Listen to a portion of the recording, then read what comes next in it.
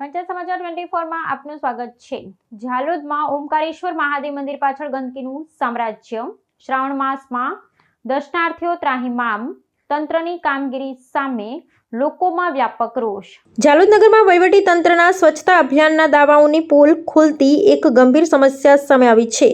નગરની તાલુકા પંચાયત કચેરીની બરાબર સામે આવેલા ઓમકારેશ્વર મહાદેવ મંદિરની પાછળના ભાગે સર્જાયેલી અસહ્ય ગંદકીના કારણે શિવ ભક્તો અને સ્થાનિક રહીશોમાં ભારે આક્રોશ વ્યાપી ગયો છે।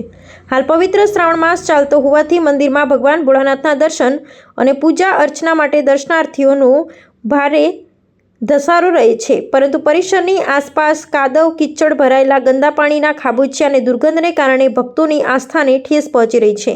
આ સમસ્યાનું મુખ્ય કારણ મંદિરની પાછળ આવેલા તાલુકા પંચાયતના અત્યંત જર્જરિત અને ખંડેર હાલતમાં ફેરવાઈ ગયેલા જૂના ક્વાર્ટર્સ છે। વર્ષોથી બિનઉપયોગી એવા સરકારી આવાસોના બારીબારણા ગાયબ થઈ ચૂક્યા છે અને માળખું તૂટી પડતા સમગ્ર વિસ્તાર જાણે ભંગારવાડામાં તબદીલ થઈ ગયો છે।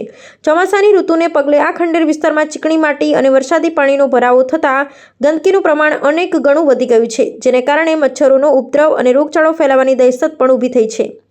એક તરફ સરકાર સ્વચ્છ ભારત મિશન હેઠળ સ્વચ્છતા જાળવવા અપીલ કરી રહી છે, ત્યારે બીજી તરફ સરકારી કચેરીની નાક નીચે જ સ્વચ્છતાના ધજાગરા ઉડી રહ્યા હોવાથી સ્થાનિક પ્રશાસનની કામગીરી પર ગંભીર સવાલો ઊભા થયા છે। સ્થાનિક નાગરિકો અને દર્શનાર્થીઓ દ્વારા ઉગ્ર માંગ કરવામાં આવી રહી છે કે જવાબદાર તંત્ર સત્વરે આ જર્જરિત આવાસોનો યોગ્ય નિકાલ કરે અને તાત્કાલિક ધોરણે સઘન સાફ સફાઈ હાથ ધરે, જેથી શ્રાવણ માસના બાકીના દિવસોમાં ભક્તો શુદ્ધ અને પવિત્ર વાતાવરણમાં દર્શનનો લાભ લઈ શકે।